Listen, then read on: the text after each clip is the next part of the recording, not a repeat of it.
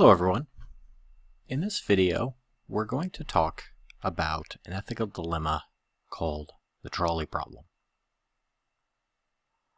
So, as I just said, we're going to begin by discussing an ethical dilemma called the trolley problem. Then, we're going to consider a variation on this problem. And I'm going to end the video by asking a series of questions that helps draw out the problem part in the trolley problem.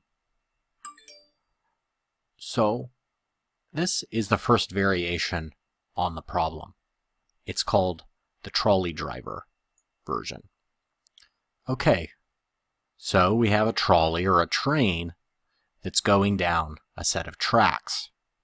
And then the driver notices that there are 5 people in the tracks tied up. He slams on the brakes, but the train isn't going to stop. The brakes don't work. But then he notices that there's a spur track off to the side. So everything's going to be okay. He could just flip onto that track and miss the 5 people. But then he notices that there's one person up ahead on that spur track. So, what's the trolley driver supposed to do? These are the questions that we ask when considering this problem. So what choice do you make if you're the trolley driver? Do you do nothing and let the trolley hit the 5 people? Or do you turn the trolley and make the decision to kill the one person? What choice do you make? Are you morally required to make this choice?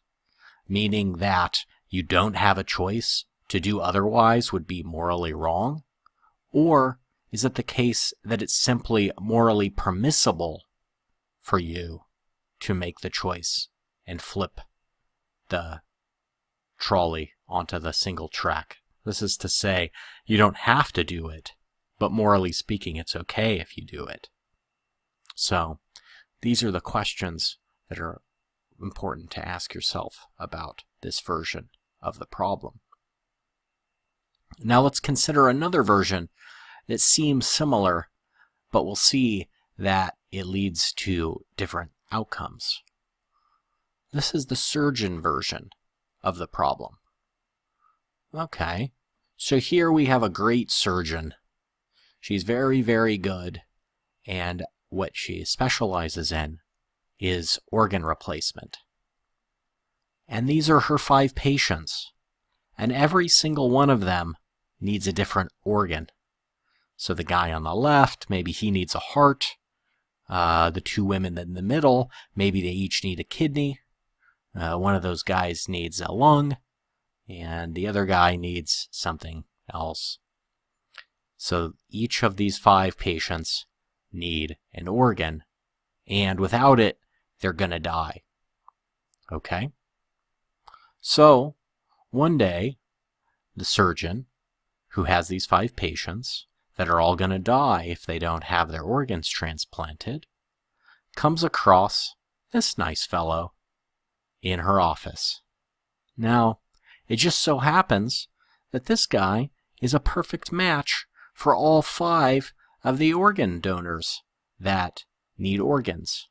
So, the surgeon asks the guy, "Hey, do you mind if I kill you and harvest your organs to save these 5 people?"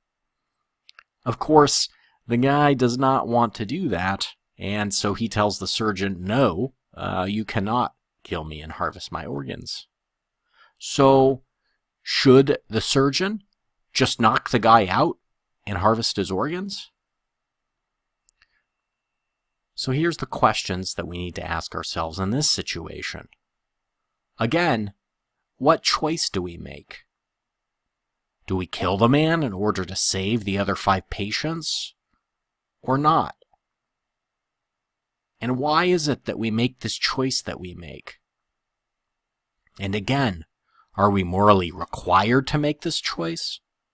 Or is it simply morally permissible that we make it? All right. this is where we get to the problem in the trolley problem.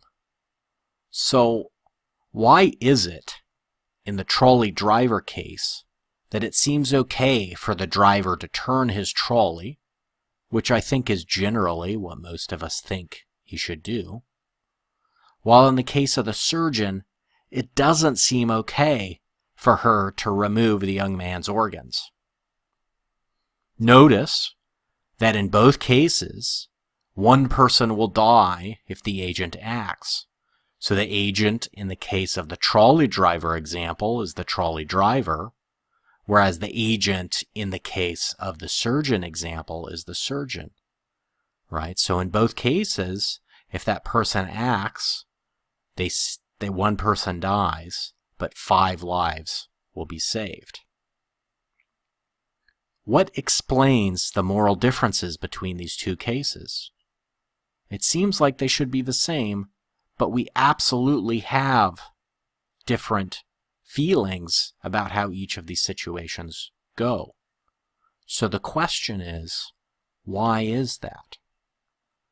And while you're trying to explain why it is that we have such different feelings about what should happen, such different intuitions in each case, use one of the ethical systems that we've considered over the last few weeks to help explain your answer.